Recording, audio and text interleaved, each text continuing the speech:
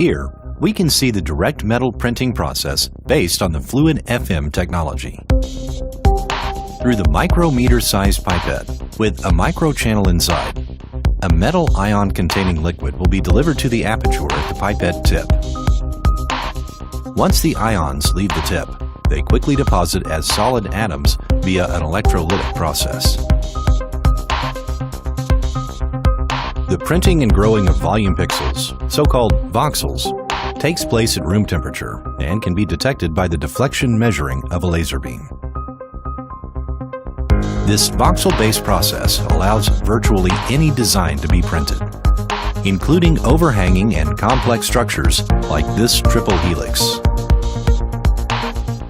Many different submicron resolution objects can be printed with this technology. Metal objects, many times smaller than the diameter of a human hair.